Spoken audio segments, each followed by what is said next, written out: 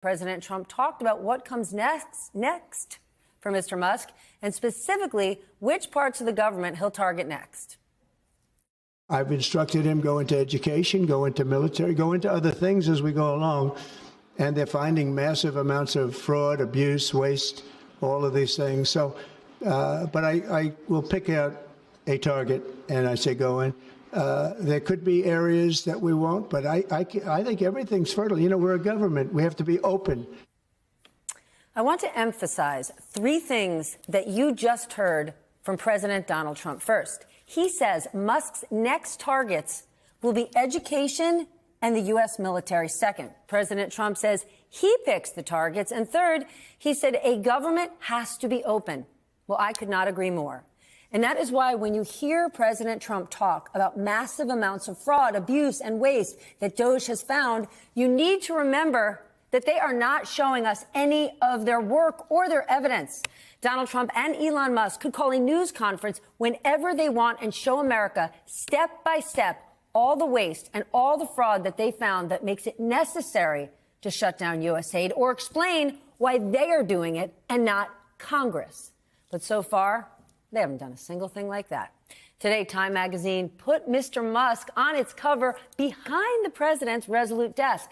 Its report on Musk's influence reads this, in part, quote, "No single private citizen, certainly not one whose wealth and web of businesses are directly subject to the oversight of federal authorities, has wielded such power over the machinery of the U.S. government." We got a lot to cover, boys and girls, and I got a great squad here to do it tonight. Anthony Fisher is here. It's his first time. Let's see how he does. MSNBC Daily senior editor Ron Insana, who you have met many, many times, CNBC senior analyst and CEO of the iFi.ai, and Paul Rieckhoff, who you haven't seen in a while, but I'm thrilled you're back, CEO of Independent Veterans of America and host of the Independent Americans podcast, and Steve Bodow, former Emmy-winning executive producer of The Daily Show. Steve, I turn to you first. Yeah. Any American would say, let's get rid of fraud and waste in the government. It's not working for me. It's too bloated. We all agree on that. Yeah, no one likes waste, fraud, and abuse. No one likes them. But what is the argument for why Elon Musk is doing it? There is a proper legal way to do this through Congress. Yeah, they don't want to do that. They Why? don't want to submit because they don't want to submit to any authority other than themselves. They don't want to acknowledge any power other than their own. And the Republicans in Congress aren't going to make them do it. So they go on like this. Maybe there's some fraud, maybe there's some abuse. Great, let's get rid of it. Let's do it within the bounds of the law, which is, I don't know. I'm old-fashioned that way. You know? Okay, but here's what's crazy. Republicans control Congress. It's not like Donald Trump has to say, let's keep this in the White House. Let's keep this in the executive branch because I can't trust them over on Capitol Hill. He's got Congress. But Congress doesn't have itself. Congress, the Republican-led Congress, is beholden to Donald Trump. They live in fear of him. They know that any bucking of his orthodoxy will lead to a primary challenge, and keeping their jobs is paramount rather than keeping the authority that the Constitution affords them. It's Article 1. I mean, this is the power of the purse resides entirely with Congress, and yet somehow they've abandoned entirely the responsibility that goes along with whether or not you authorize, appropriate, and fund entire departments. No one has. The president himself cannot shut a department that has been authorized, appropriated for, and funded by Congress. There is no statutory capability there. But if you're Congress, I go back to this. Why would you give up your own power, right? If they want to shut down USAID, if they don't like how it spends its money, go for it. They've had ample opportunity to do so, but they're not.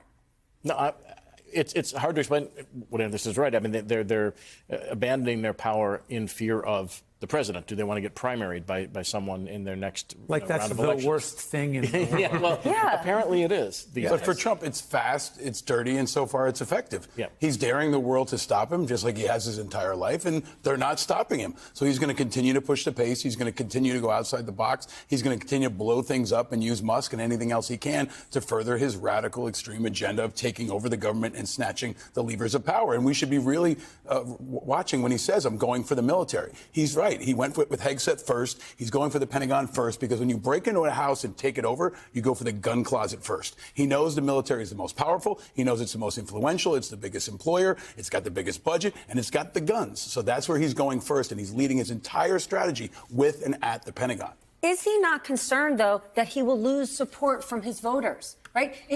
When you heard about why people were voting for Donald Trump, right, whether it was they were tired of wokeness or it was immigration or it was inflation, I didn't hear anybody saying, let's take down the Pentagon.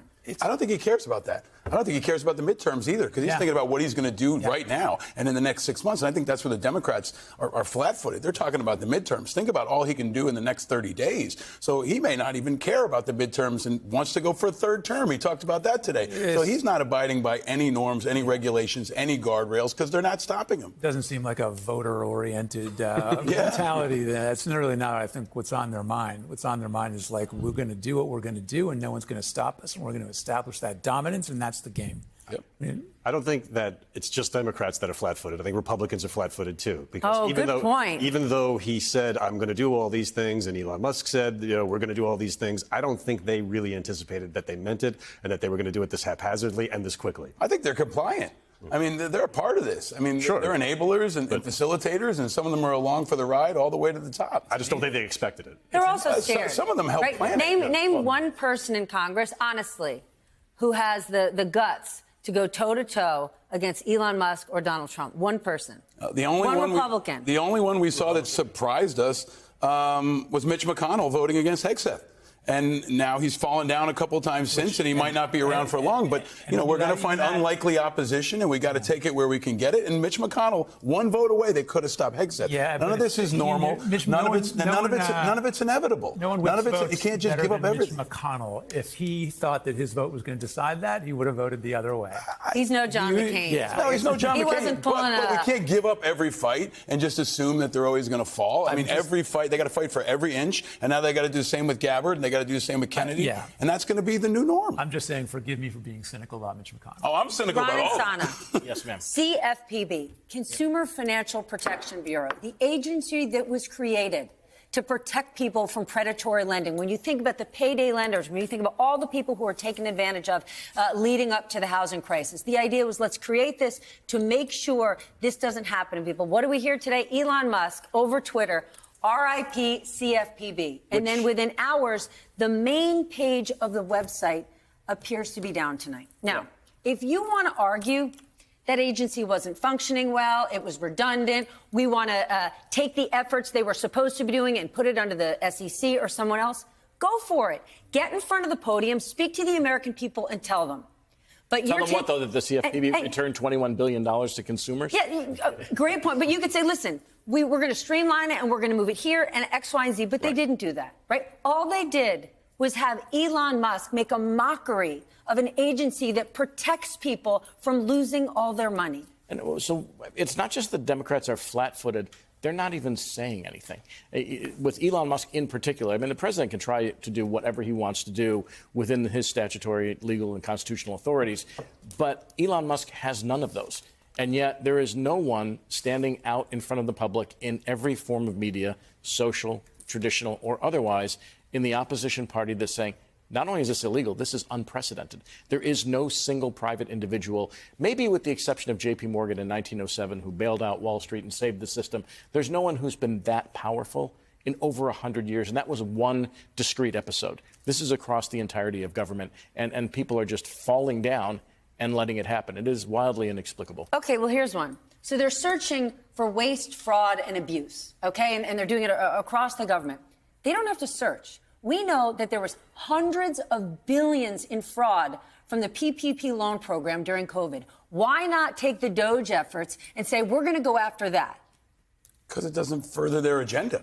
I mean, they want to go for the heart of the government and take the levers of power. That's why they're starting with Treasury. That's why they're starting with Defense. They've just started to get their claws into the Department of Veterans Affairs, which should alarm everybody because they've got medical data. They know where people are buried. They know who got abortions at the VA. And it's also a massively large agency that can change culture and employs hundreds of thousands of people. So they're going for the heart first because they want to take custody of all of it. Then they can get to PPP and education and everything else. That's going to be easy once you take down the Pentagon. I mean, you have to go back to 2015. Steve Bannon said this explicitly when Donald Trump was running. Yep. Deconstruct the administrative state. This is it. I mean, this is what he was talking about since this process started. It was fleshed out in Project 2025, which is now being borne out in front of our very eyes. None of